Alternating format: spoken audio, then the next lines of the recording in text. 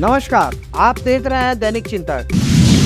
छत्तीसगढ़ में चुनाव का माहौल अभी भी खत्म नहीं हुआ है। अब लोग मतगणना का इंतजार कर रहे हैं। कांग्रेस की समीक्षा बैठक पर बीजेपी प्रवक्ता केदार गुप्ता ने कहा कि कांग्रेस में अंतर कला है, पार्टी कई टुकड़ों में बंट चुकी है। मुझे लगता है कि कांग्रेस की समीक्षा ही छत्तीसगढ़ का एग्जिट पोल है। ये आपस में लड़ रहे हैं, इनका सर्वनाश तय है। बीजेपी विपक्ष में है, लेकिन आज तक कोई गंभीर शिकायत नहीं आई। कुछ शिकायत आई तो आपस में बैठ के सुलझा लिए। कांग्रेस में अभी चुनाव परिणाम नहीं आए, लेकिन सिर फुटअव्वल शुरू हो गया है। वहीं टीएस सिंहदेव के बयान, मौका तो आखिरी है बनने का, ये तो तय है कि सीएम नहीं बनने की स्थिति में आगे चुनाव लड़ने का कोई औचित्य नहीं है, ना मैं लड़ूंगा। यह मेरा आखिरी चुनाव है, समर्थक चाहते हैं मैं मुख्यमंत्री बनूं। इस बयान पर बीजेपी प्रवक्ता केदार गुप्ता का बयान सामने आया। उन्होंने कहा कि सिंहदेव के दुखी होने का समय जनता ने तय कर दिया है। मतदाता कांग्रेस की सरकार को उखाड़ कर फेंक रहे हैं। सिंहदेव अब मुख्यमंत्री नहीं बनेंगे। सिंहदेव कांग्रेस के अच्छे नेता रहे हैं। हम चाहेंगे कि वे हमारे साथ नेता प्रतिपक्ष बनकर रहें। भाजपा की सरकार बन रही है, अच्छा विपक्ष होगा तो काम करने का आनंद आता है।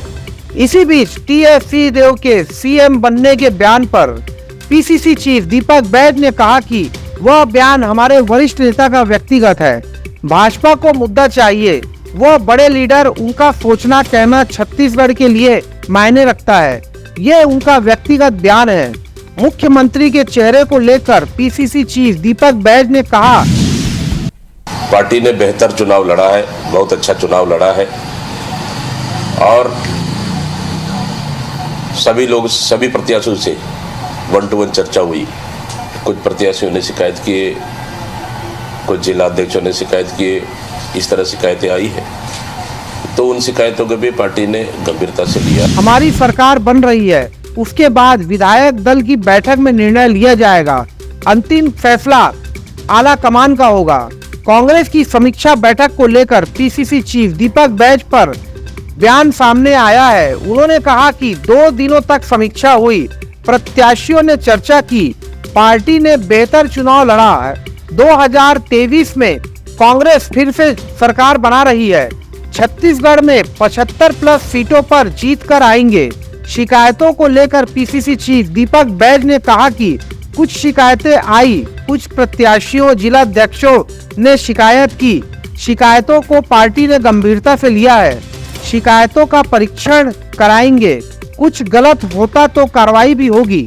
वहीं महिला वोटर्स की संख्या बढ़ने पर पीसीसी चीफ ने कहा कि सबसे ज्यादा वोट महिला मतदाताओं ने किया है। 5 साल की योजनाओं, सरकार के कामों को लेकर महिलाओं ने वोट दिया है, कांग्रेस के पक्ष में मतदान किया है। प्रदेश में कांग्रेस की सरकार बनेगी। वहीं महिला वोटर्स के बढ़ने पर कांग्रेस के बयान, हमारी योजनाओं से महिलाएं लाभान्वित हुई, इसलिए बड़ा वोट का प्रतिशत पर बीजेपी प्रवक्ता केदार गुप्ता ने कहा कि कांग्रेस में कितना अंतर कला, जो हम कहते थे अंतर कला है, पार्टी कई टुकड़ों में बंट चुकी है, वो देख रहे हैं कांग्रेस की समीक्षा 2 दिनों से। और मुझे लगता है कांग्रेस की समीक्षा ही छत्तीसगढ़ का एग्जिट पोल है। सवाल यह है कि बाबा अच्छे नेता रहे हैं कांग्रेस के, उन्होंने काफी कुछ अच्छी बातें रखी है, तो हम चाहेंगे वो नेता प्रतिपक्ष बनकर रहें हमारे साथ। भाजपा की सरकार बन रही है। कांग्रेस कार्यकाल में महिला प्रताड़ित हुई है, युवाओं को नग्न होकर प्रदर्शन करना पड़ा है। महिलाओं के साथ लगातार दुष्कर्म की घटनाएं बढ़ी हैं। शराबबंदी का वादा पूरा नहीं कर पाए। बीजेपी ने महिलाओं के सम्मान की बात कही, 12,000 रुपए आर्थिक सहयोग की बात कही, इसलिए महिलाओं ने बीजेपी ने को वोट किया। बीजेपी की सरकार बनेगी, यह तय है। दोनों पक्षों में बयानबाजी का दौर चल रहा है। कांग्रेस का कहना है कि उनके घोषणा पत्र के अनुसार महिलाओं ने 15,000 को देख के मतदान ज्यादा किया है, तो वहीं बीजेपी का दावा है कि उन्होंने पहले घोषणा पत्र में 12,000 डालकर महिलाओं का सम्मान किया है। अब बहरहाल यह बहस का विषय 3 दिसंबर तक चलता रहेगा। 3 दिसंबर को ही पता लगेगा कि छत्तीसगढ़ की जनता ने किसके घोषणा पत्र पर विश्वास किया है, क्योंकि भारतीय जनता पार्टी ने अपने पहले घोषणा पत्र पर 12,000 रुपए महिलाओं को देने की बात कही, तो वहीं कांग्रेस ने पलटवार करते हुए 15,000 की घोषणा कर दी।